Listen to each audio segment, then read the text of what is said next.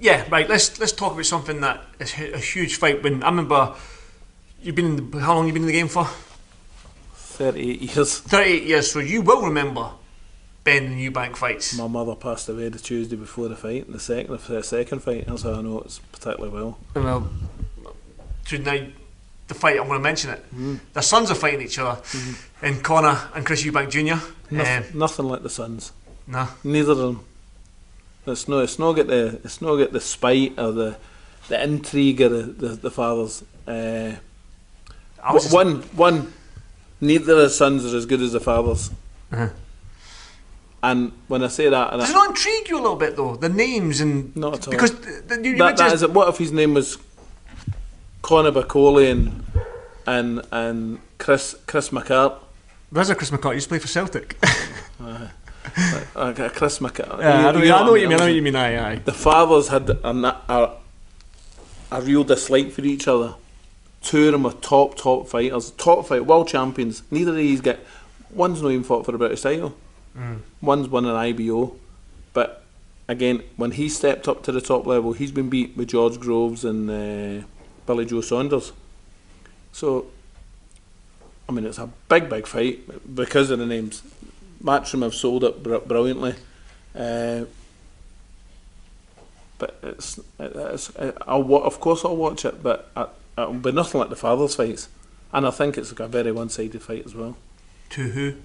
Eubank Junior. Oh, definitely. Aye. I mean, he's got everything his father had. A great chin, great jab, puts his shots well together. He's got a chin like blue circle. Cement is rock. And you've got Conor, very good fighter, great up and coming fighter, but he's stepping up 9 pounds and he's fighting a naturally bigger guy. Conor is shown to be a wee bit susceptible when the whiskers when he got dropped to a non-punching Frenchman, but he can punch. But can he punch hard enough to fight when he's fighting a super middleweight? I don't think so. But I think there is that. Obviously, you mentioned he's putting on 9 pounds to come up to. I think it's 156, 157. I can't quite remember. But then there's that.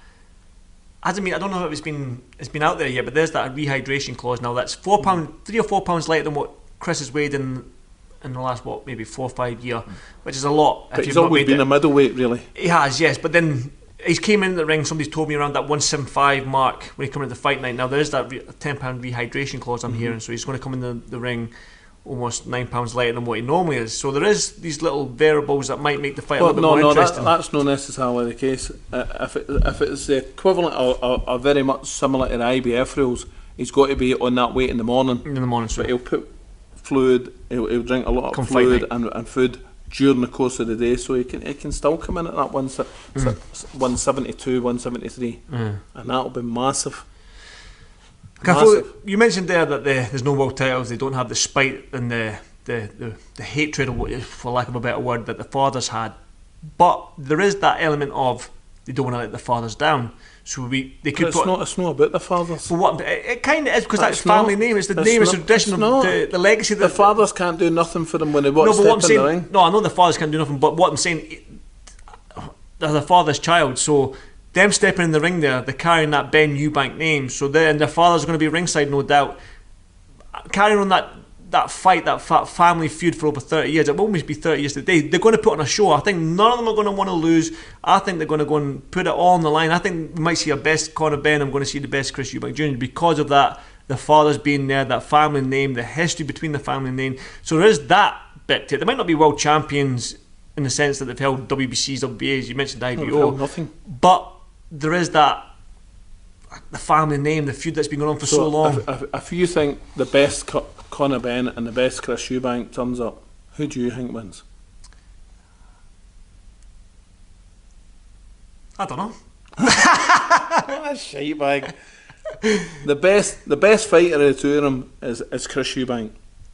Well, I would say that Chris Eubank's had the better competition. You mentioned. You'd say that? Oh no, he had. I will say that. I could name one guy that eclipses any of the Conor, George Groves, Billy Joe Saunders, is miles miles better than anything Conor's fought. And Conor's, listen, I'm not knocking Conor in any way, shape or form. Fine fighter, improved lots, but he's a welterweight.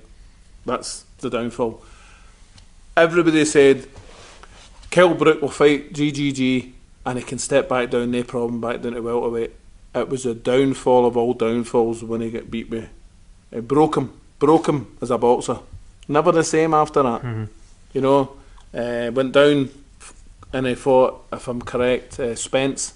And that was a bad experience.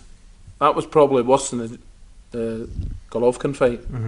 You know, and then he came back and won that fight against Amir Khan. You know, which was, you know, it was what it was. But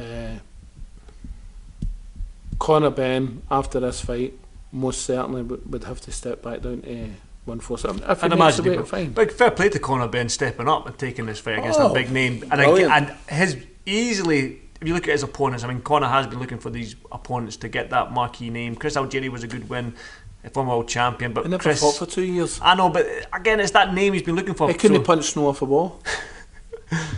But it's true. Aye. Let's get fact. Let's get fact. Okay. You know.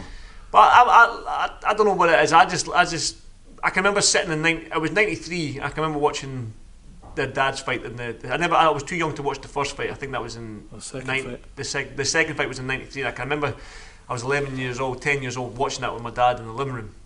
And that's almost what got me into boxing, was that Prince Nazim. He got me into boxing when I was a kid, watching him and his antics. But I can remember watching that fight. I think it was on ITV Box Office back in the day. That's right. So I can remember watching that, and that's why I'm probably thinking a little bit, wow, I watched their dad's fight when I was a kid. Now as an adult, I get to watch their son's fight, which is, to me, it's intriguing. I'm excited, and credit to both men for taking the fight. Well, I sparred Wally Quinn for 6 weeks before that fight in '93, and as I say, I was so looking forward to the fight. Yeah.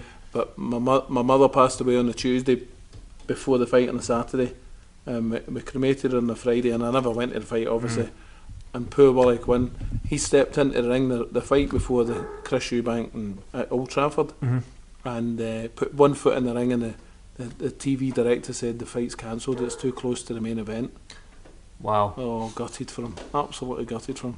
Well, I never knew that story. What Wally like, to be honest. Wally's nicer guy, you couldn't meet him, Wally.